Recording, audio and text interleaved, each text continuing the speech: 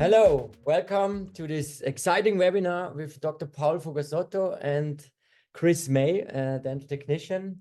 My name is Holger Kast. I'm the head of training education at TRI Dental Implants straight from Switzerland. I'm really excited to have this webinar with Dr. Paul Fugazzotto from Boston. The topic is going to be scan and smile from single crown to full arch. Scan and smile in 1 hour. That brings me to my first slide. I take a little bit of time to explain these matrix dental implants made by TRI in Switzerland. No abutment, no cement, and no limitations. Before I go into my slides, I just want to give you some rules for the webinar. You always can write questions in the question field, and I try to moderate them at the end, either to Chris or to both, to Paul, at the end of our presentation. So no abutment, no cement, no limits, matrix. The matrix implant is made in Switzerland. We are TRI, a company in Switzerland based in Zurich, with 4 really main goals. And we want to, when we get up in the morning, we want to give you the highest performance possible. That's the first sign here on the right side, and simplicity, I think, is one of the biggest goals in the TRI implant system, in the matrix system. Just to know that we eliminate the need of an abutment makes life so much simpler, and I'm quite sure that Chris and Paul will explain their experience with the system in their presentation. And the Swiss quality, we produce our implants to 100% in Switzerland. And for sure, the think digital, that's the most important thing. That's why we are sitting here together. How is it possible to do scan and smile in 1 hour and make somebody happy again with an implant and a beautiful teeth? That's only possible in a digital workflow. This is where we're working on, and I take a few minutes to explain you a little bit something from evolution to revolution. So on the left side, you see our own implants for 15 years in the market. These are implants, hexagon connection, octagon connection, conical connections, Morse saber connection. All these implants are made since a long, long time, 40 years old patents. And this is how we use implants in our days. And in this time, there are coming new technologies in the market, like CAD/CAM technologies, millings, and also 3D printing, which is absolutely digital based. And that means we had all in the industry think about how can we combine this old world with the new world of new materials and new techniques. And so that's, I would say, those implants on the left side, this is the evolution of implantology, and the right side is the revolution. And the revolution is already shown here on this slide. On the left side, you see conventional implant, and the conventional implant has always an abutment, screw retained into the inner connection, sharp corners, 90 degrees angles, and so on, which are not allowing us on the right side milling directly zirconia or 3D printing any PMMA into this inner connection. We also have, even you have screw retained high bases, we have anyways a cement line, which can cause to problems like chippings and thin layers like this. I think maybe Chris will explain this a little bit more in his part. And so that's why we created in Switzerland the matrix implant. And the matrix implant is not only an implant with a special inner connection. I think also the outside connection is here to mention, needed to explain. This is a multi-level implant. We have a concave design. That means you are free to place this implant a bit submerged. It's not a classical tissue level implant, and it's not a classical bone level implant. It's a multi-level implant. So when you look closer to this connection which we created, you can see here that's a really nice disc, more or less 20 degrees angulated and going round and smooth into this inner connection of the implant, and having a nicely out-peaking rotational lock, one rotational lock. There's no need to think about where is my rotational lock placed. It's just like placing the implant in the right height. And this is created with a lot of CAD/CAM knowledge and a lot of 3D printing knowledge and material knowledge. And you can see here on the left side a round drill, which is in any classical milling machine. We created also so-called milling strategies for any milling machine in this market, more or less, with the so-called milling strategies, matrix milling strategies, you are able to mill this connection, which has to fit into the implant perfectly with this one rotational lock. Down here is the rotational lock. And that's also a combination. So we not only developed an implant, we also developed milling strategies and special screws for each material. After milling, that looks more or less like this. This is not sintered crown, a single crown. And you can see here, this smooth surface is only reachable when you work with these so-called milling strategies to have this perfection fitting into the implant. After sintering, I mean, these pictures say more than words, I think. This is the connection any certified, on TRI certified milling machine can mill. And that's how we do that. And that's just a few more pictures of single crowns. For sure, we can do also full arches. And I know that Paul and Chris will talk about full arches in this digital workflow in their presentation. I just love to say I'm myself a dental technician, and I love to show pictures of this nicely fitting the implant analog. That's not an abutment, how exactly this can fit. Any implant you buy from TRI has also included 8 so-called apps. So for the first app you can see here is already named Scan and Smile. And I take the time quickly to explain what means Scan and Smile in an hour. So basically, it goes like this. You place the implant, take the implant, place the implant, put the impression post on, do a scan. After you did the scan, you send this scan to our design service. The design service delivers you in between 20 minutes a design for the single crown. This single crown you can print with a 3D printer in your office, and then you screw retain this 3D printed crown in the patient's mouth in between 1 hour.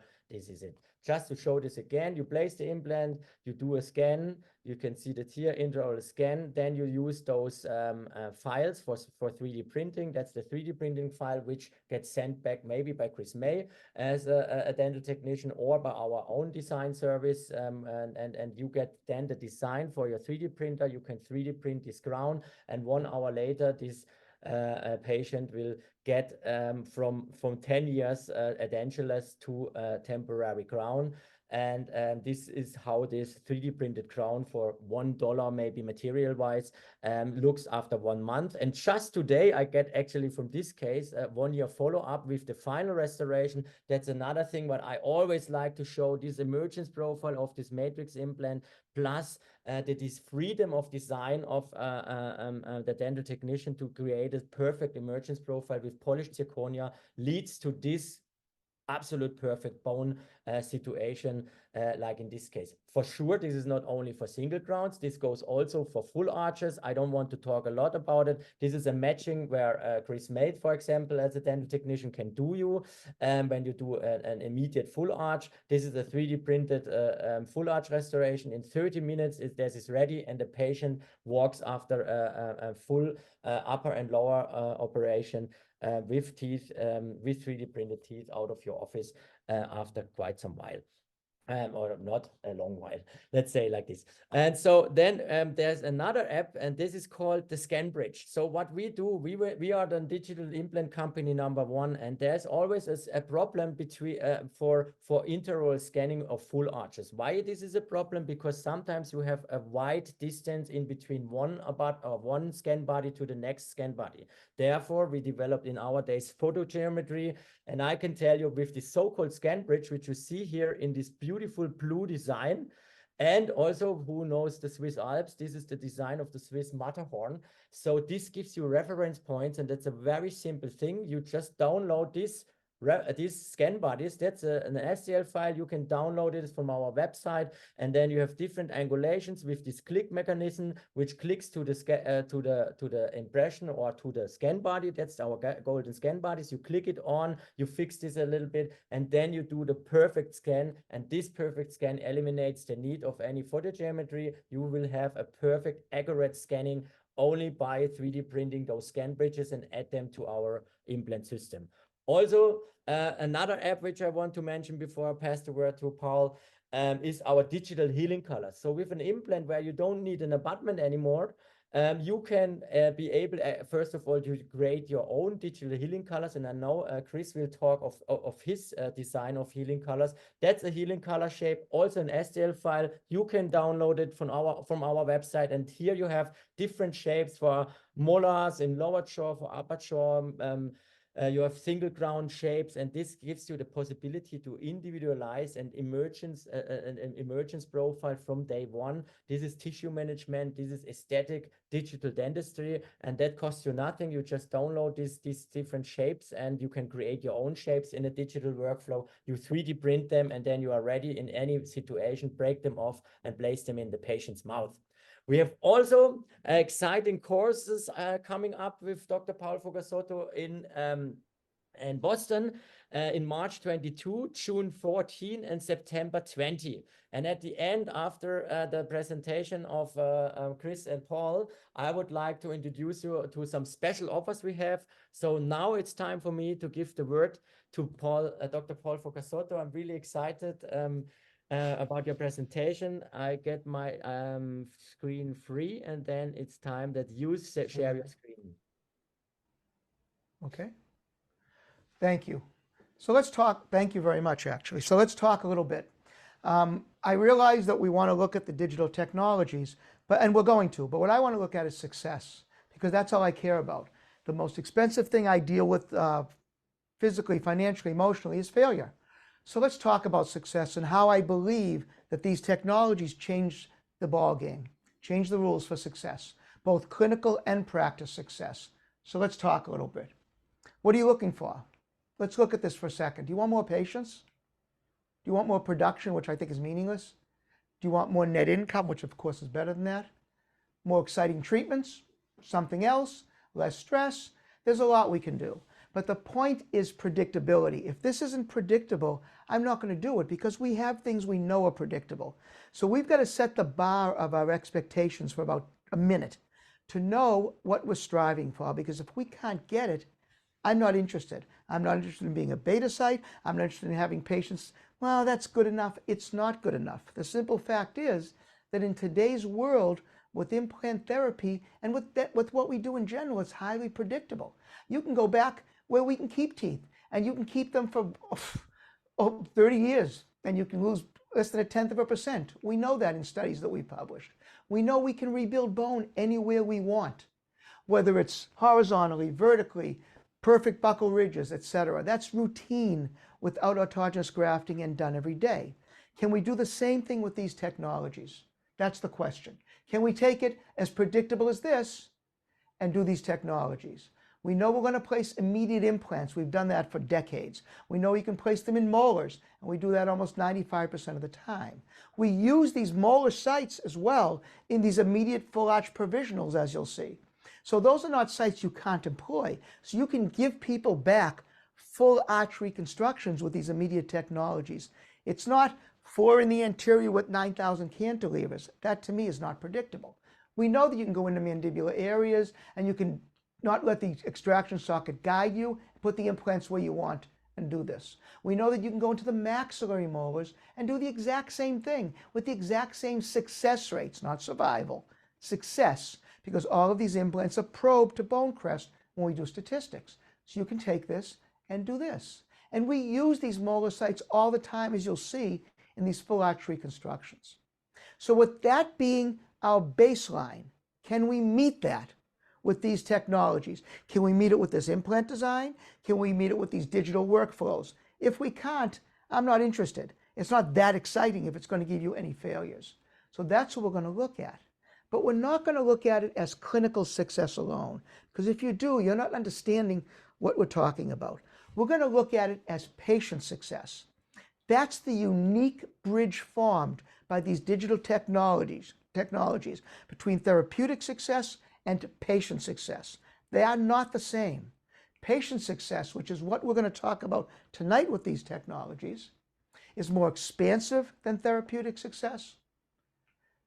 It's more cohesive. It's more fulfilling to the patient and to us. It's more transformative for our practices. And that's the key, and it's the right thing to do. This is what these digital workflows are going to allow us to do in simple, predictable manner. So we're not just going to look at, gee, can I get this implant provisionalized and have it osteointegrate? Yeah, that's great. Can I make a tire to go in a car? Sure I can. The question is what you get at the end. Do we transform the patient? Do you transform the automobile you're building? Same thing. So we're going to look at this from a little different direction. We're going to look at it as transforming the experience in our practices through these digital technologies and what they can do. Are we going to go in and talk about every detail about these technologies? Of course not. You can't possibly do that in an hour, hour and a half, whatever. But we're going to look at some potentials, then we can explore them at another time with digital workflows. So let's look. So the best thing I can say is what my friend John Lindsay, who just retired in Boca Raton, we were classmates in the Perio program, when I started doing all this stuff, and he came up to watch just for fun, see what we were doing, this is the question he asked me. Why are you doing this? You're almost dead. That is the exact question he asked me. Well, I'm not almost dead. The point is, we're doing this because of the reason I started doing this in 1981. To give patients the best quality of life, the best experience, and to keep it exciting and worth doing. That's why we're doing this. You know, I won't practice more than another 60, 70 years, but even in that, this is going to be worth it. So I'm not almost dead, John. Thank you so much.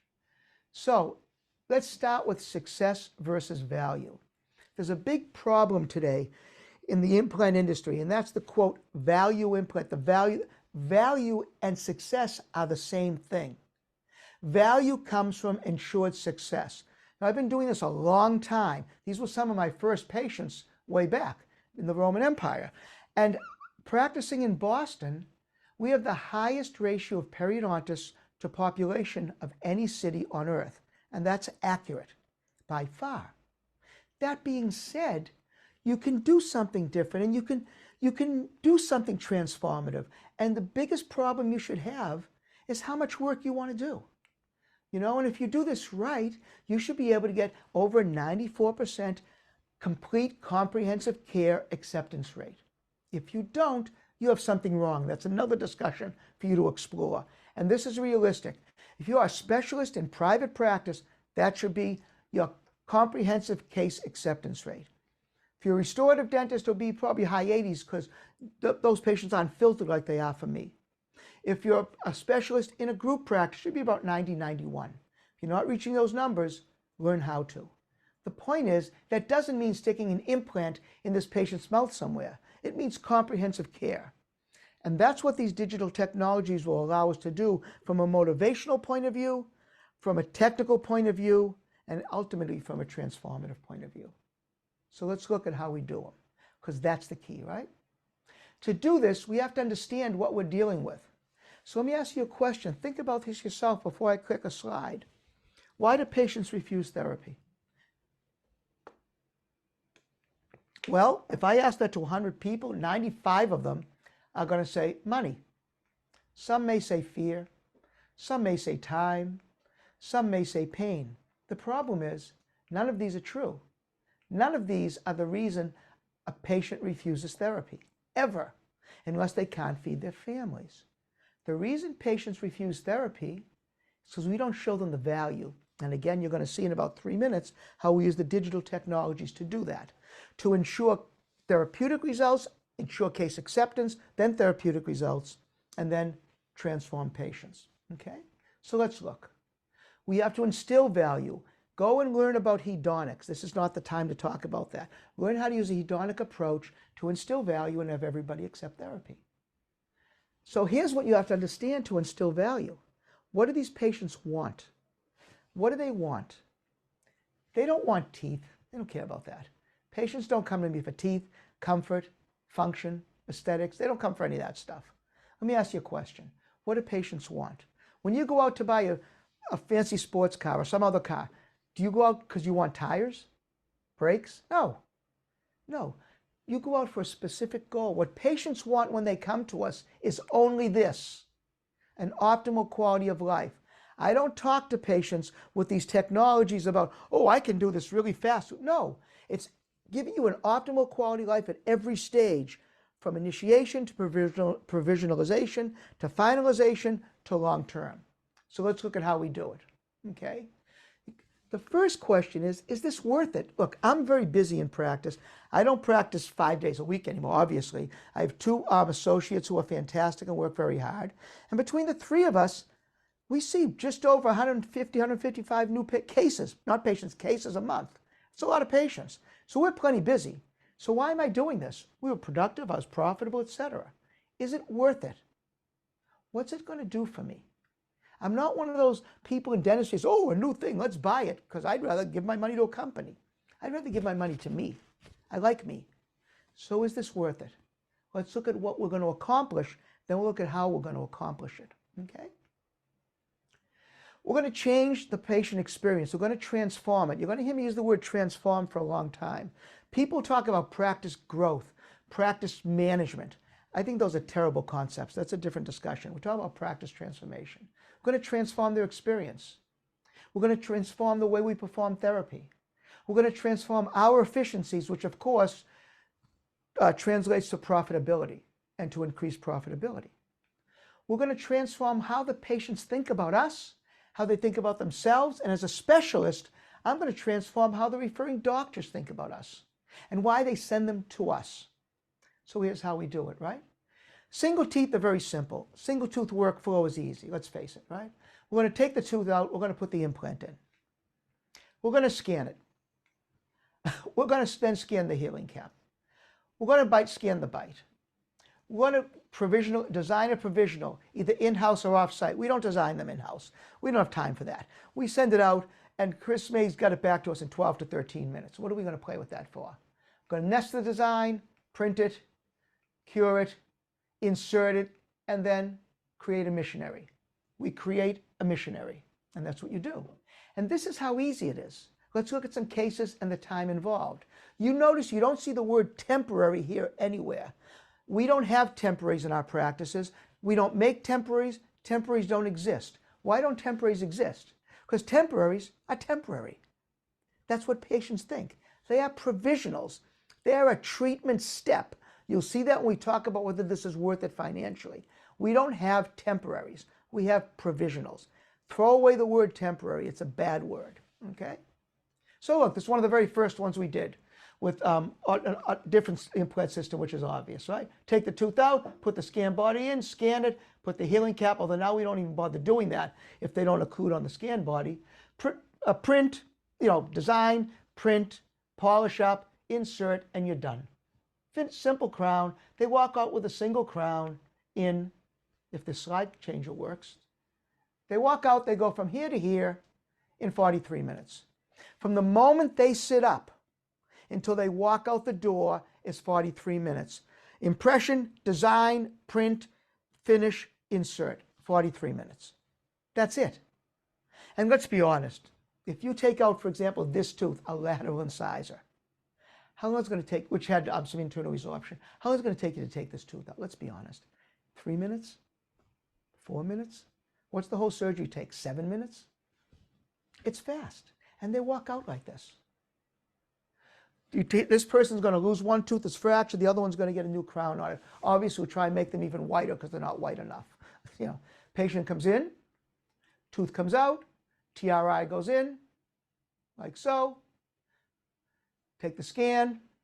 I'm sorry, I'm in your way. Healing cap on, which again, we would leave the scan body now if they weren't biting on it. There's the provisional. Next slide, you can see the provisional about 10 days later. The other crown is going to be replaced. Start to finish, patient walks out, 44 minutes. That's it. Now, what's happening during those 44 minutes? I'm not going to sit around for those 44 minutes. I'm going to do something else. Hell, if I've got 30 minutes in the middle, go sit down and do an implant. Go do a consult, do whatever you want. You have plenty of time to do something else. Same thing, over and over and over. Little variation here because you've got a pretty good sized socket. So when you put this TRI in, you're going to have a fairly large horizontal defect dimension, right? The HDD. We're going to fill that with a slow resorbing xenograft that holds the space, doesn't allow for buccal ridge collapse, bundle bone collapse, holds the space while bone grows through it. So we place our xenograft in, like so, that's all. And then we're going to make our provisional. That's it. It's under contoured intentionally. I want to get more soft tissues at the margin and then to pooch in, technical term, to come in over that area with the HDD, and then we'll reshape the tissues afterwards. Done. Simple. Nothing to it, right? I'm sorry, I didn't put a time frame on that one. I should have. This is 41 minutes. Okay? I forgot to put that in. I apologize. Let's go in again. Got a couple of older Straumann implants, wide necks for molars. We're going to take out this tooth. This is a very friendly tooth. When the patient says hello, it waves to you. Tooth comes out, implant goes in, provisional is in, like so. 43 minutes. There it is. Here they are. Oh, I'm sorry. Here they are about 3 weeks later. Like so. And ready to go. That's it. Going to keep the molar. It's going to get a new crown. Take out the bicuspid. 2 implants are going to go in. Implants are in. Provisionalized. Like so. This one took longer. It took 48 minutes because there were 2 of them to put in. Sorry. Patient talked to me for a little while after the first one. She was so excited. And they walk out with these in place. This changes everything for patients. And yes, these are single teeth. We'll go beyond this. It's simple. It's predictable. And I'm not doing it. I'm doing other things. I take out the tooth, whatever, put the implant or implants in. I'm done. Our assistants, and it's not one we have one, I think Larry is amazing at this. We have 5 assistants who can do this between the 3 of us. A 6th one who's learning, okay? Bang, I'm doing something else. I'm doing a consult. I'm doing another surgery, whatever. Well, this is being designed and printed. I got plenty of time to do something, right? Same thing again, over and over, it's going to new crown on the molar. It's so predictable and simple in these simple isolated sites. Tooth comes right out, implants go in, scan bodies, provisional, provisional, provisional, like so. 49 minutes because there were 2 of them. That's it. That's what we're doing with the single teeth. That's how easy it is. How often? Honest answer, at least 1 a day. Chris can, well, maybe we skip a day here or there, but Chris can vouch for that. And it's not just me. Anya, Andrew, the 3 of us are doing it. Okay? So what's the simple workflow? Again, complete the surgery. Take the scans. The laboratory designs. I'm not going to sit here and design. It's ridiculous. If the restorative partner does not have a printer, we print and insert this single crown.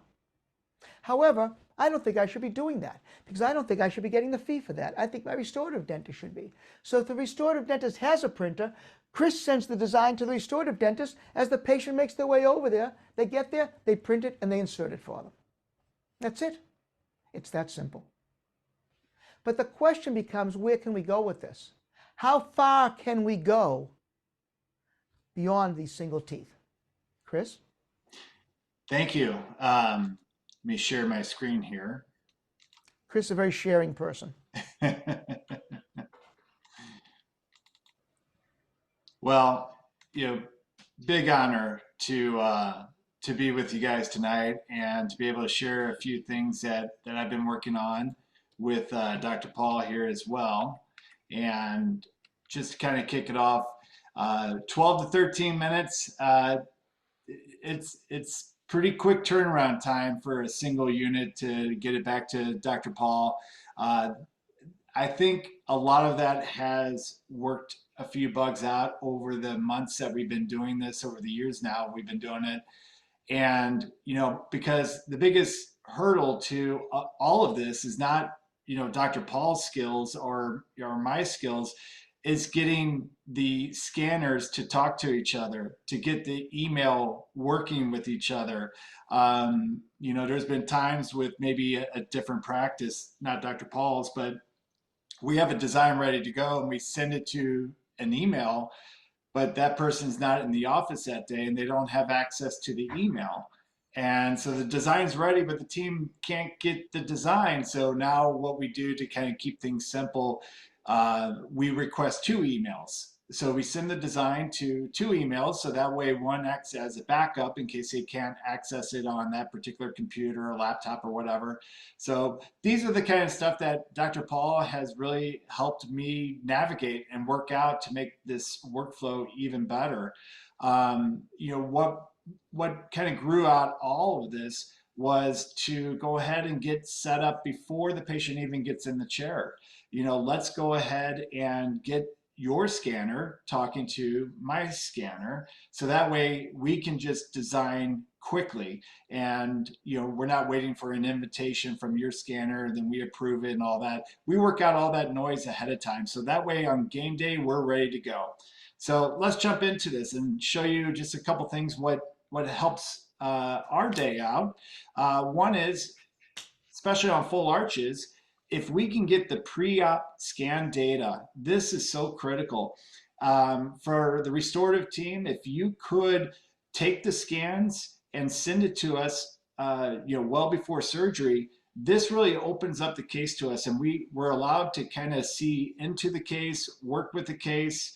The couple things that some people ask us is what kind of data is helpful, and we always try to tell people, give us as much data as you can get.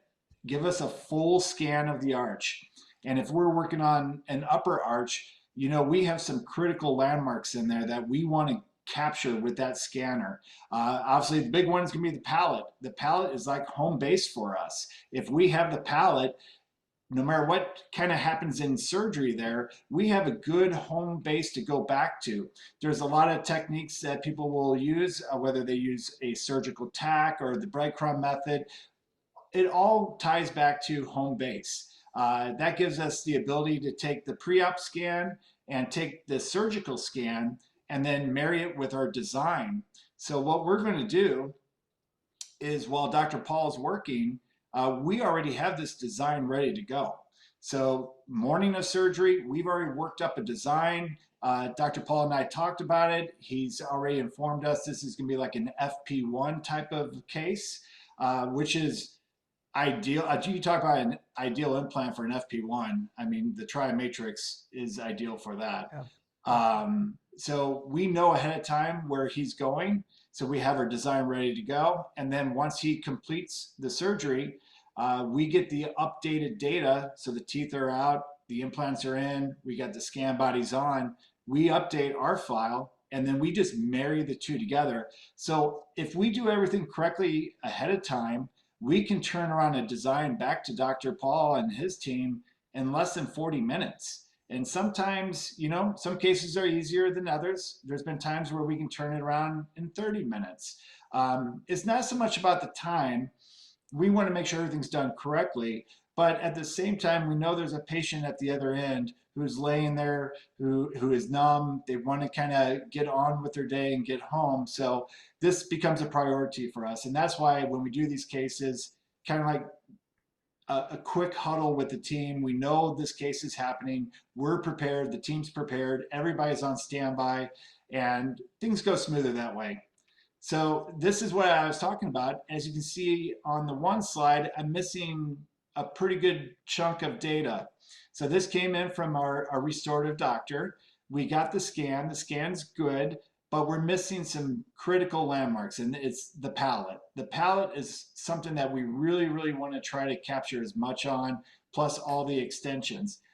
On the other slide, what we're looking at, we got the scan bodies in place, we're ready to go, and we can now start marrying the design to the implants and adjusting tissue contours. Now this is going to be more of an FP1, so we're not going to have a lot of pink tissue effect going on. Plus, Dr. Paul was able to save all that great bone, and we can just develop these tissue sockets on day one of surgery, which is really impressive.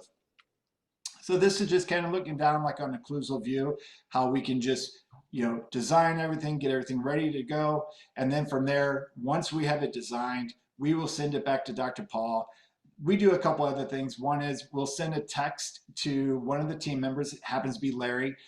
We work very closely with his assistant, surgical assistant Larry, and the other team members. But we'll send a text and it's like, hey, design has been sent. Check your email. Because the quicker they can get that, the quicker they can load it on their printer and then start printing. That's the advantage of working within a team and having that line of communication. So we greatly appreciate that. The other thing that we've done with the help of like Dr. Paul has been so generous with his time with us. We've been testing out different designs. As Holger mentioned in the beginning, there's these templates that you can just download from TRI and print them yourself. Well, the templates are great, but every patient's different, every situation's different. So what we've been working with Dr. Paul on is creating what we call like a tri-matrix all on X custom healing abutments. And what we're looking to do, if you can see in the one slide, we're definitely narrowing as we go into the implant, but then as we come up, we're mushrooming out or pushing out on that tissue. So that way, while we're designing, while we're printing and getting ready to deliver a new smile to the patient, we have the tissue comfortably pushed out of the way. So that way, when we take these healing caps off, that restoration is just going to glide right down on top of those TRI implants. So this is a design we've been working with. We're changing these just about maybe every few cases or so. We learn something new. We're like, well, let's incorporate that. But that's the beauty of TRI. It's digital. We can create these templates, modify them, change them. And the nice thing is this sits on Dr. Paul's desktop. And Larry can grab these the night before or a couple days before and print off like 2 or 3 of them and have them ready for surgery. So they're ready on game day, and we're always kind of mixing it up, changing it up a little bit. But if you can imagine, we're talking about all on X, but if you look at just single units, maybe you don't want to load that implant. Maybe you have a patient that is not compliant, and they're just going to go out to the nearest steakhouse and start eating. Well, you can still develop that tissue. You can just create your own custom healing abutment. And what we've done for Dr. Paul on some of his cases is we've basically created an anterior card and a posterior card. So on the anterior card, we're going to have maybe a small, medium, large. And from there, he can always customize it with a handpiece, but we don't want to do that. We want to make sure that we give him the designs he needs. So he could quickly grab that, screw that into place, and he doesn't have to worry about sending me a file to design or anything like that. Or he could still just scan it and then have me custom design it and send it back. So lots of options there. But this was a case that I worked on with Dr. Paul. This is a full upper there. We have a fair amount of implants in there, and this was their provisional. So we did a little pink on there just to kind of help the patient visualize and help everything blend in there. So we have more of an FP3 design here. So this case, with all those implants on the maxilla, the most impressive thing, besides how nice the tissue turned out and how well the implants were placed, but the really impressive thing is there's no multi-unit abutments on this case. This is directly to the TRI matrix, because the way TRI is designed, I can be divergent between implants anywhere from, sometimes 30 degrees, sometimes 40 degrees. The nice thing is this system can handle that. That's how we can get away with not using multi-unit abutments. What we have found is, my experienced chairside doing analog conversions, doing digital conversions, the multi-units is always the nail biter for the team, it seems like, because you're trying to get this little component in there, you're trying to adjust the angle, you're trying to pick out, oh, do I need a straight, do I need a 17, do I need a 30 degree, oh, what tissue height do I need, do I need a 2.5, do I need a 3.5, all these decisions are being made on game day, and a lot of times on these conversions, there's really no template that they're using to kind of pick out the right angle, so we're just kind of looking at the trajectory going, yeah, I think 17 looks pretty good. Well, with TRI, we don't have to worry about that, because we can do angle correction. We can go straight. I can angle these screw channels back if I have to. Plus, the implants can be divergent. So that's what's so cool. That's what I fell in love with the system. And really, Dr. Paul has really pushed the system for me and been able to do some amazing cases. This is that case, we got to try it in here. The patient's super happy. We're going to let them go for a good 3-4 months. And then the restorative process becomes even easier for his referrals, because they'll just scan this in place and then they'll remove it, put the scan bodies on, and they'll go ahead and put the scan bridge on, and we're going to get the accuracy of photogrammetry. Usually on a big full arch, usually by the time you get to the 3rd or 4th implant, you're already maybe at 100 to 180 microns of distortion. And then by the time you get all the way around to the last implant, you're well over 350 microns of distortion there. And what ScanBridge does so nicely, it allows the scanner to have a road, a path to the Matterhorn on top of the ScanBridge there. So that way it doesn't get lost as it scans, because it's really in a big tissue desert. The scanner just doesn't know where you're at, especially on a lower. The upper, you have the landmarks, which is helpful, but the ScanBridge is a big improvement. Plus, it really increases the accuracy of the case, and the ScanBridge is something that Dr. Paul prints in his office. During downtime, they may just run the printer and print like 30, 40 of them and just have them on hand. But that probably cost them maybe $1.75. A photogrammetry camera is going to be around $45,000, and then you got to figure out how to use it. So, but moving on, patient's real happy. We're going to restore that. This ties into kind of like what Holger was saying about the polished zirconia for single units, but also for full arches. Anything below the sulcus and at the connection point is going to be mechanically polished. That's not glaze on there. What you're seeing is just mechanically polishing the zirconia to a very, very high luster. And we do that because what we have found with the tissue response is amazing. Tissue loves that. Glaze looks shiny. It looks like a mirror finish, but microscopically, it's like sandpaper. It's very gritty. The lingual surface of this restoration will be mechanically polished, as you can see here. You can see in the photos that on the facial and maybe a little bit into the contact zone, I went ahead and glazed that surface just to do some additional characterization, but everything else is mechanically polished. It's beautiful.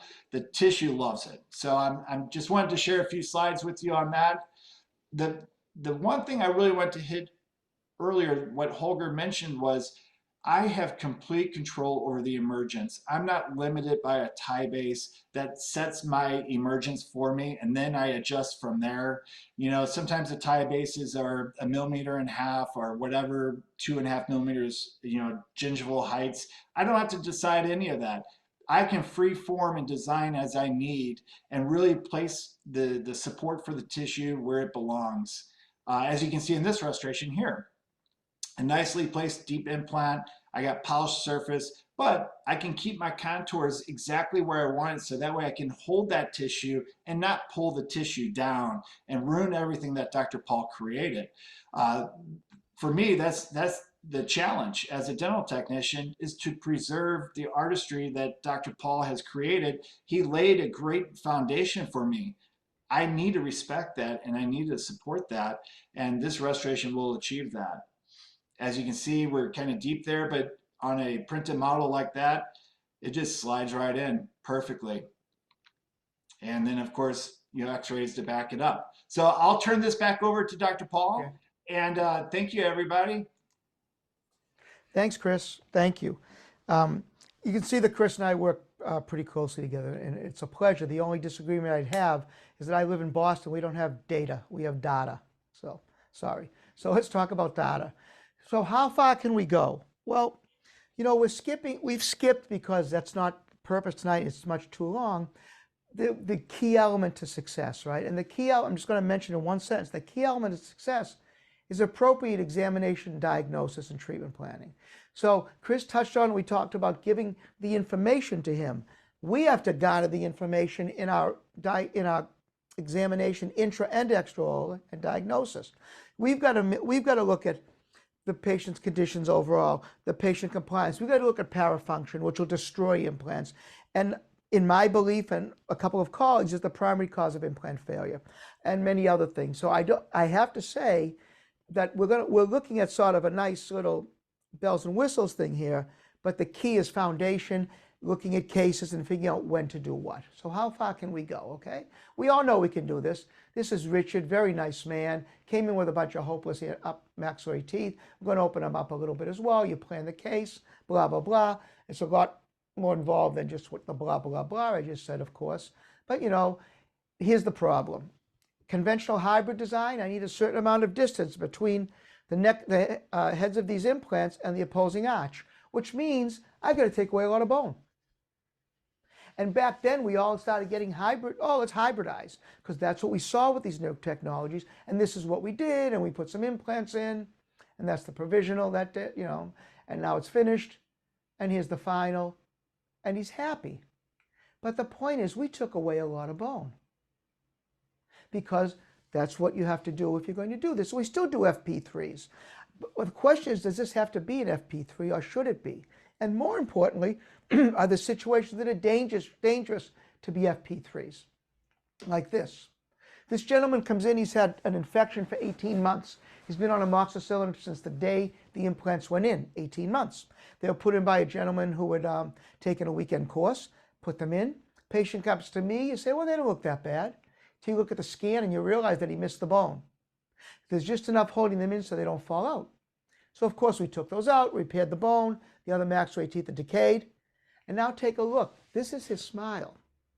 Again, we treated this, one of the first hybrids we did, as a hybrid, an FP3. And we got really lucky. Because look where his lip line is. And if you go back, I can't take away a lot of bone here.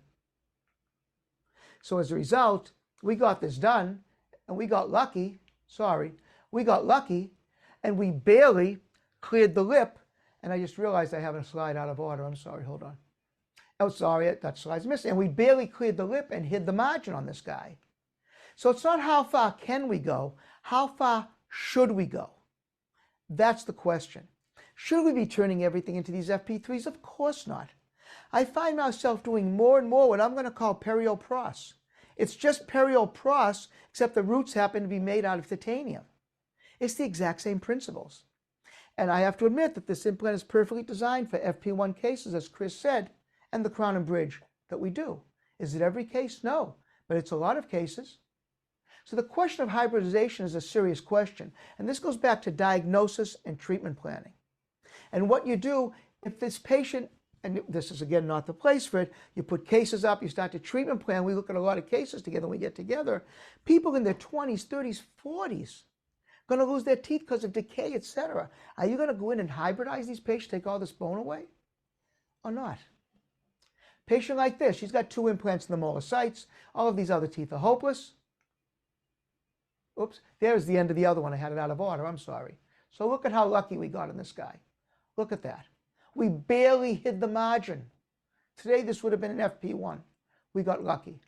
Back to what I just said. Here's how she presents. Yes, I did not put any of those implants in. She's got problems on those molar ones, and they're eventually going to disappear, at least the one on the right side. At this point, we're going to do a prosthesis bicuspid to bicuspid. We're going to position our implants correctly. We're going to treatment plan it correctly. We're going to give the information to Chris. We're going to discuss things in advance. We're going to be ready to go. We know if we're using different types of, by the way, I don't have any 30-degree abutments in the practice, so we don't do that. But we know if we're going to use dangled abutments, which is very rare when we were doing these kind of cases, okay, before we went to try. That's designed and printed right away. And the patient walks out with this in 95 minutes from the moment she sat up from the surgery. And she's pretty happy. And this is an early case. And this is obviously on tie abutments, which is not what we'd be doing here today. But it works very well. And she's excited. And she's basically a missionary for us, right? Look, she went from there to there. But now let's go to something else that really transforms people's lives. Let's take a look at this patient who looks like this. She's the mother of a hygienist who had just gotten a job with one of my key referring people I've worked with for decades. They worked on the woman to come over and have a consultation. She was scared, but she was more scared about the finances as well. We spent some time talking, and we did what we always do, we do most of the time. I would like to do it all the time. Before she left the office, she was booked. It's not that hard to get on the phone with a restorative dentist, get on the phone with Chris, and say, okay, what do we got for a date? Well, the patient's sitting there. You close the case now. You quote a global fee for everybody involved and tell her the fee, and you're done, and you book her. And that's another discussion for another time, how you can make that happen essentially all the time. So she's booked. But there's a lot to look at her. Lower posteriors need work, got significant parafunctional problems. She's got to be cleaned up. There are things to look at. If we don't take care of these things, you don't get the right results. But once we've done all that, you can see what's going on. All those lower posteriors are coming out. Those lower anteriors, totally treatable by being cleaned up and some straightforward perio. Why take them out if they're good teeth? In the back, she has other things to do. She had to commit to the neurotoxins, etc., after we'd done the appropriate examination, checked her sleep, etc. Things not to talk about tonight. But look, you take this person and you plan it. And this is with photogrammetry, I would say photogrammetry. And of course, if I'm going to do this and do an FP1, I've got to be careful to take these teeth out without losing any of the remaining surrounding alveolar bone. That's what you do, right? Just take them out gently with piezos, etc. I'm going to use photogrammetry here, which works very nicely. Take those other two teeth out at the end and graft, of course, and deliver the case. But there are some drawbacks to photogrammetry, which we'll talk about, at least in my mind. There's the provisional. 95 minutes. She walks out a missionary for us. She's already booked to do the lower the next week. She didn't want to do it all in one day. We'll get her balanced, etc. No problem. So it worked very well, and that's how far we can go, and it's very straightforward. The problem, as Chris said, is when you start to have a lot of implants, just put single scan abutments in, you end up with a lot of distortion. So yeah, we were using the photogrammetry, which A, you've got the expense, but that doesn't count because you can do the cases. B, though, is that not always, if I'm doing an FP1 and I'm keeping all this papillary bone, and I'm being very careful because I want to keep these papillae in these lateral incisor areas, it's not so easy to get these pieces on the implant sometimes and clear all that bone, which I don't want to take away. That's one of the whole points of doing an FP1. But anyhow, and it's done. And she's happy. So photogrammetry, hey, it's very accurate. There's no doubt about it. That's why it's got a green there. Takes not much time, a little bit, not much. The equipment and training takes a little bit of time, but like anything else. But the problem is that it's problematic for single teeth in like upper lateral incisors, etc., or FP1s, because if I'm doing an FP1, I'm really doing an FP1, and I'm keeping that papillary bone if I can. And it can be problematic. Plus, if I can do something easier that works just as well, and that's the key, works just as well, why would I not do it, right? Why would I not? Why do I not take a patient like this? This is obviously always cleaned up, etc. Whoops, sorry about that. Did you just do that? No. I didn't do that. Oh. That wasn't me. Surprise. Yeah, don't be messing with me, okay? So, teeth are out, kept everything. We'll put the implants in, we'll graft the horizontal defect dimensions with xenograft, graft the shock so we didn't put anything in, etc. Implants are in, impression taken, provisional, inserted, 98 minutes from sitting up to inserting the provisional. And Chris was a little modest in how quickly he gets these back to us. He got this one back to us in 22 minutes, which I thought was pretty damn good. Okay? And there it is. Right? So, why will you resist this? And then we're going to go on a little bit. Money? Well, you know, you got to make an investment. You got to buy some equipment, etc. Maybe fear, it's going to be more complicated. Another thing to learn, blah, blah, blah, blah, blah. It's going to take too much time and it's going to screw up your schedule. Oops, sorry. Or maybe lack of value to you. So let's talk about this. The money we'll talk about in a moment and how it's a no-brainer. The time, I skipped fear on purpose. The time, it doesn't take any time. Larry takes the scans while I'm doing other things. You know what? It makes some things faster. And it makes something really worth them as far as practice growth. I had a patient come in, going to lose the 4 lower incisors. There was no way that the dentist, and we could not do anything immediate. I had to do big bone grafts down there. Everything was blown out. No way he could take impressions to make an Essex or a flipper. He would have pulled all the teeth out. He doesn't have a scanner. So I took the scans. I called him. I said, Jack, I just took these for you. What lab do you want me to send it to make the Essex? Well, if you're going to make it, you might as well charge us. No. I'm not the restorative guy. It's going to be sent to you. You're going to get the fee, and you're going to give it to me to use. I'm going to change my language right now because out of politeness.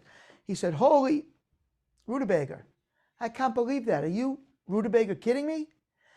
I'm sending everything to you. And that was the end of that. And he sends nowhere else. Fear. There's no fear. This is very predictable. Value we'll talk about in a minute. Is this cost effective?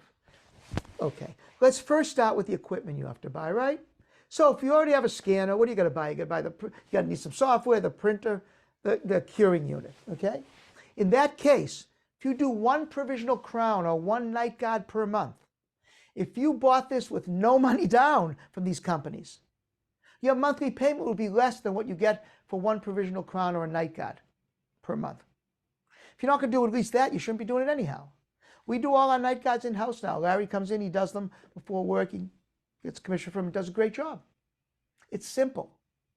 If you don't even have a scanner, you need to do 2 units per month. If you put nothing down, I figured out these numbers before I got this stuff, obviously. Provisional crown, night guard, or just 2 units somehow. Takes care of itself. So that cost effectiveness is easy. The time you save is great. They're not worrying, oh, did this come in? Did this come in? Oh, I got to do it. Did I get the flipper from him? Did I get the Essex? A lot of times we just make it up there. Dentist knows it, and it goes through them. But it pays for itself. It pays for itself in other reasons, other ways too. We want to take impressions for study models. They're digital. We can play with them.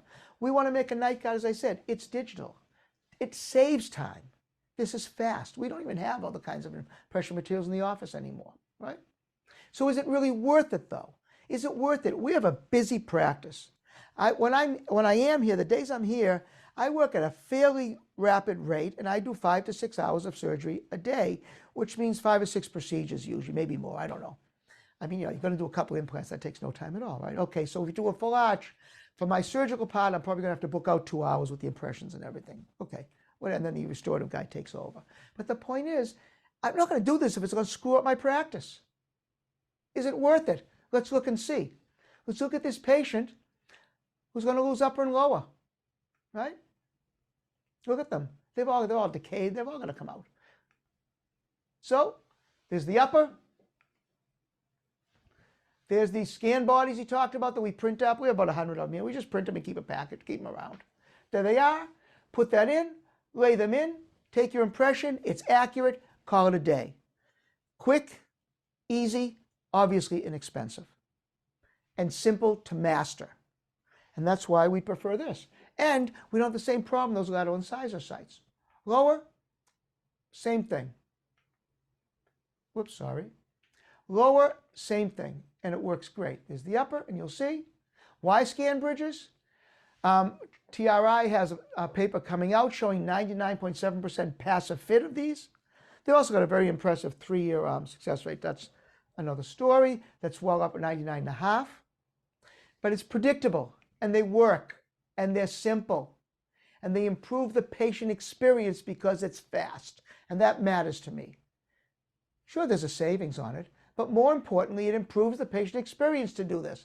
Now, the 4 in the front are close together. We're not going to put the scan bridges there, but we're going to put them on the back ones. We're going to take our impressions. Work great. There's the provisional in place. She's pretty happy walking out with that. She's pretty happy. So it is transformational, and it is worth it, and it does change things for people. And you know what really happens? You do one of these, and all of a sudden, their friends are coming. Their husbands, their wives, their whatevers are coming in. We did have one problem as an aside. Had a gentleman, very active gentleman, older gentleman. So he brought his wife in to make an appointment for this, had a consult. Another woman came in referred by him, had a consult. I booked them on the same day, one after the other, just coincidence. I didn't know the other woman was his mistress. That didn't go over too well because they knew who each other were. So I had to sort of separate them. You can go in this room now where you're waiting for this to be printed. You come on in here for your surgery. Somebody keep them apart. So I'd suggest not doing that, but that was a mistake. This is the case Chris showed that we did. Very predictable. And this man has sent me 6 patients. Implants are in. You've already seen it from Chris. Works very well. There it is. Implants placed properly. We don't really, and I'm not being a wise guy, I've spent 40 years figuring out how to get implants, well, 85, so whatever that is. Yeah, that's almost 40 years. Figuring out how to get implants in the right positions, how to grow bone to do it. We don't have a lot of 35-degree implants. A couple of 17s when we were using the abutments before. Don't have to do that anymore. But they line up the way you want them to. I mean, they're in pretty good position, and it's done. Patient's happy. He's happy as can be. He has sent us, as I told you, numerous patients and continues to do it. And you know what? No offense. This is why we do this stuff, right? If all you care about is money, you become something else. This is why you do it. You do it to help human beings and to do it in a way that helps them and is good for you. And it simply works. So the question is, why do you resist? It's not money. This is profitable. If it's fear, get over it. This ain't that hard. It's not time. This is very efficient for your workflows, and it's certainly not lack of value. It transforms your patients' experiences. It transforms their quality of life. It transforms your day-to-day experience, your team's experience because they're excited, and your profitability. This works. If I didn't think it worked, I wouldn't be doing it because I'm not interested. I get other stuff that works all the time. All the time. I have a basic belief. You do an appropriate treatment examination, appropriate diagnosis, appropriate treatment plan, use the right materials, do regeneration where you need it, use quality implants, do quality prosthetics, manage parafunction, which is the key, manage sleep. Oh, you have to learn how to do it. Manage sleep if you have to. Your implant failure rate after 10 years should be less than 1%. And we've published data to prove it. It's not just us. It works. And this takes you to the next level. It transforms every aspect of what you're doing and your patients' experiences in their lives. And if you're not sure this will work, I would leave you with a quote from my mentor. 2 quotes. The first one was that our definition of success is limited by our perception of possibilities. And that's the way it is. You can choose to your passenger a little piece of flotsam on a river, or somebody who makes their own course to accomplish things, to help people and help yourself as well. Because when it comes down to it, every patient is an event. And that's what we can't forget. They come to us to help them, to give us their bodies. Let's do the best thing we can for them, right? So that's why I'm not dead, John. I'm still alive. That's why we do this. This is an overview, obviously. Don't take it any other way, because I don't want you to say, oh, that worked great, let's go do all this stuff, because it's not that way. You've got to get down the examinations we have to do. We weren't even taught everything we should have been taught in school, right? And what we've got to do for treatment plan, diagnosis, etc., and making these things work. And when to say yes and when to say no. And when a case goes to Chris, the restorative dentist and I, in consultation with him, and with other laboratories we work with, we've done a lot of work with Dickerman Dental here for decades. His father was the man to do the lab work when I was in perio program. I'm not certified to use TRI, but anybody we've worked with, they know before we start, and so do we. This is an FP1, 2, 3. These are the angle abutments we're going to need, etc. If we were using abutments. Now we don't have to think about that, right? Just design the case, and we know what's happening. And that's it. And it works. And it works all the time. If you have any questions, let Chris and I know, because he's still on here. You're still on here, Chris, right? I am. Yo, brother. I don't know how we find out if there are any questions. I believe that it was getting funneled to us, or We do have a couple questions, and no politics. Yep, no politics, not Okay. tonight. Holger was kind enough to send me a few of the questions, Okay. and I'll start with an easy one. Somebody requested, do we pre-design the provisional before the surgery is booked? Usually, once Paul sends me data and tells me about a case, it's booked. So as soon as I get the data, I'm already going to start designing and get the case ready and teed up. We usually have the design ready to go for at least a good 3-4 days before surgery, if not longer. His referrals, he's done an amazing job with his referrals, and they're amazing because they will give us the data almost immediately. And usually we'll have a case sitting there for about a week or so before surgery even begins. So yes, we do pre-design. The other question was about the mechanical polishing of the zirconia, what burrs and stuff like that. A lot of it is just fine rubber points, and then a really high quality polishing brush with a zirconia polish. and just low speeds and just, obviously keeping the restoration tightened to an analog so you don't touch the interface, you don't polish the interface, you stay away from that, and then you just mechanically polish it. It just takes time, but they do look beautiful when they are done. And then one question, and Dr. Paul, you'll be able to kind of share some knowledge on this as well, because your referrals use all different types of scanners, whether Mm-hmm. it's Trios or Prime or Itero, Meta, whatever. The question, to kind of summarize the question is, do you see, differences working with different scanners? We experience a lot of mismatch in the doctor's scanning ability and their assistant's ability to send and follow up on the scans. I think most scanners do a really nice job, especially if you're dealing with like the top rated scanners.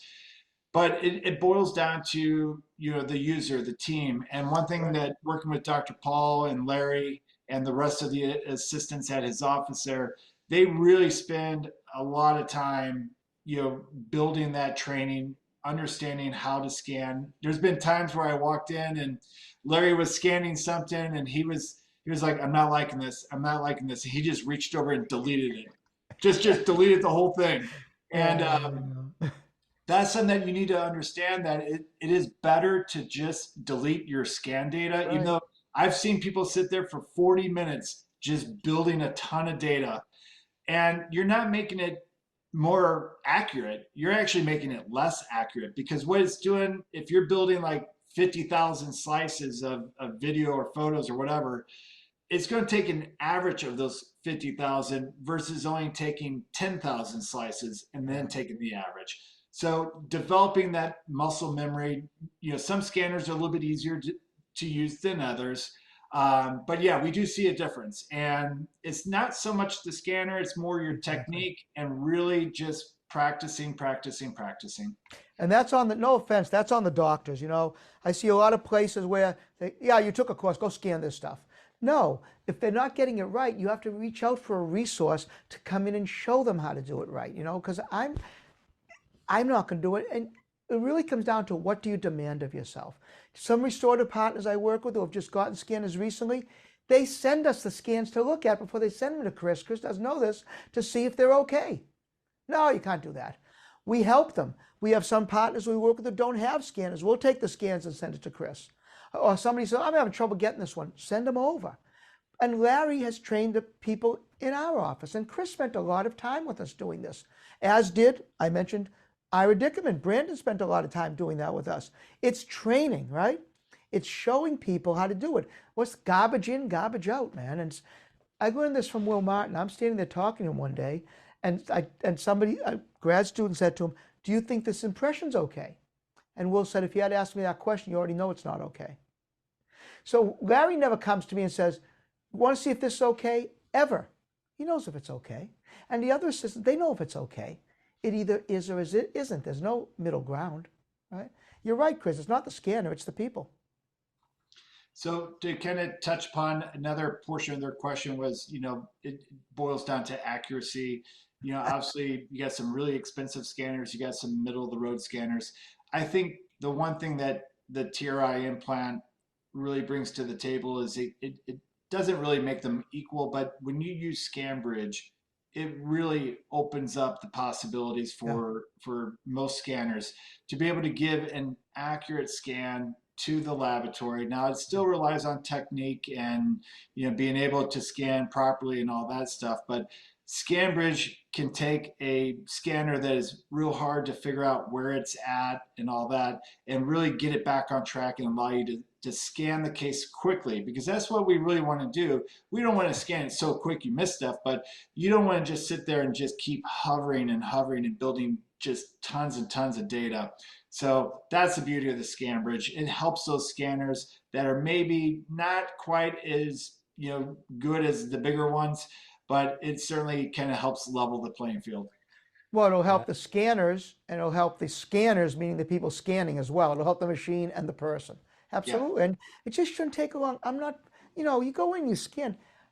With the scan bridges, I mean, both arches, everything you're doing, what are you, 10 minutes? Seriously, 11 minutes maybe?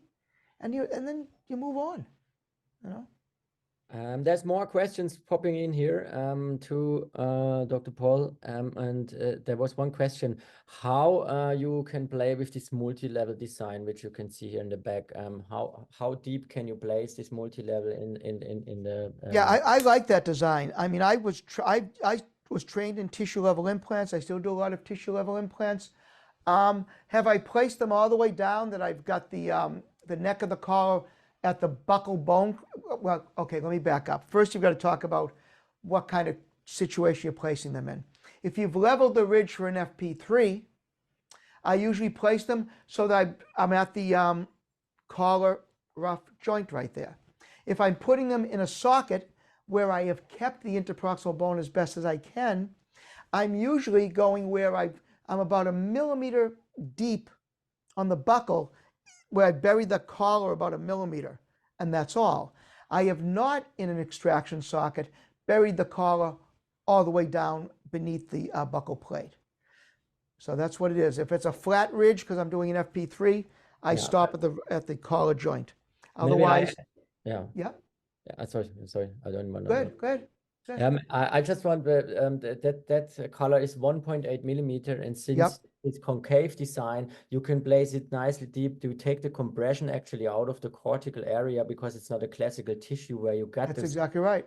on, and so you can play with it. But since the dental technician Chris can design an emergence profile however he wants, we say, like, you should not place this platform below the bone level, because later the bone is growing over this platform. That's right. And Exactly. the compression on the cortical, which we don't know, and that's why it's called multi-level. So you can place it in this 1.8 millimeter height. You can play with it as ever you want. There's a lot of more questions, but we are. Hold on a second. Stay with that for 1 second. Yes. The cause in a healthy patient, the reason implants fail to osseointegrate is surgical error, period. That's the way it is. And most of it is what you just said, which is compression, osteonecrosis. And that or dull burrs. That's a big problem. And this is an important point you just made about the design. That's why I wanted to stress it again. Oh, now go ahead. Yep. And there's more technical questions, a lot of technical questions. I try to find some surgical questions as well.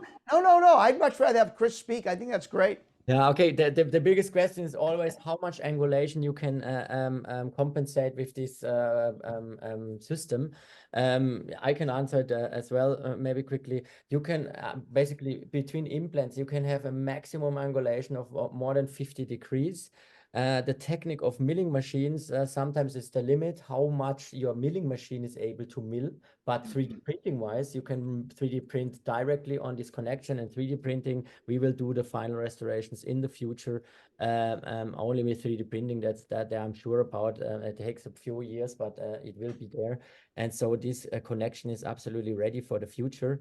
And so this is absolutely possible to have a strong angulation between the implant placed. And at the beginning, when we started this journey with the system, we could angulate 20 degrees with the milling systems. And now we are already up to 30 to 35 degrees along with the angulation of the screw channel. So that compensates, if you are in a static zone, you can compensate the screw channel into not a static zone, and then that's the compensation or the angulation we can have. What kind of printer for provisionals you are recommended? Maybe Chris, that's not, again, you, or did you answer this question already? No, I did not. So, we work with all the printers, but what we're seeing in most clinical applications or clinical offices is SprintRay. They have a great printer. It works. It easy for the team. It doesn't require a lot of heavy maintenance and calibration and all that good stuff. But they have a great material. I mean, that's when you're doing full arch cases, the material becomes important. We don't want these to break, and that just creates a lot of time for the team and the doctor and all that stuff. Yes, it's digital, they can reprint it. And in fact, one thing that Dr. Paul's assistant Larry will do, if he's getting ready to print a full arch, he's not just printing one, he'll lay 2 on there. And if there's room, Always. he'll lay a 3rd one on there. Always. It doesn't matter, because takes about the same amount of time. Yes, you burn up a little resin with that, but in Larry's opinion, if for some reason he takes it off the build platform and it just happens to fall or break or something like that in the clinical laboratory, he has two more ready to go. Yeah, Yeah. no, we So always do that, absolutely. great tip by Larry. I think there's a lot of more questions. Maybe we have the chance to go over these questions and send them via email to you later on. We are already above time, and I would like Well, to. hold on, you know what we can do? If you send these questions to Chris and I, Yeah. he and I will compare notes and answer every one of them so you can disseminate them to the people who Perfect. are on. How's that? That's what we do. That's what we do. And I would like to say thank you very much for this impressive presentation. That was fun. That was a firework from informations for everybody of us. And it's really great that we can announce also that we have a beautiful course offer. You have a beautiful course offer, Dr. Paul. And this is on March 22 and June 14th and September 20 in 2024. So there's different offers, and also TRI in USA, we have a special offer. Who is interested from you guys to start with this implant system? There's a special offer for $6,875. You can have 25 matrix implants plus the surgical kit, and you are with in this master course. And then there's another possibility. You can also just like get the course, and you just have to reach out to our website, which I share in a second. And then if you want, you can take a picture right now from this QR code. This leads you to all informations we need for TRI to know a little bit more about the implant system. There was a big question that was one time, not only one time. How can we be certified? Lab owners was asking this in the presentation. You can just use those QR code. You will find the way to the certification program. It's an online trainings program. You can certify your laboratory for free. It's an online program, and we will certify, the TRI will certify your machines, and then you are ready to mill in this perfection or 3D print in this perfection, this connection for any customer. So then there's also a casebook who is interested. Maybe you can take this QR code. We have a great casebook with 3.5 years follow-ups of full arch cases, of immediate cases, like Dr. Paul Fugazzotto was showing them. And I'm quite sure there's also cases in the last casebook from you, Dr. Paul Fugazzotto. And that's really interesting to see the different ways, the different possibility the matrix offers you. And further than this, we are also here in the US in these days of the midwinter meeting in Chicago. If you have more questions, please meet us at the booth in the midwinter meeting. And yeah, that was really my last slide. And I want to say again, thank you for this great presentation. If there's more question, please reach out to us. And we will answer them for you if we can. So, Okay, great. thank you. Thank you very much. Have a nice evening together. Bye.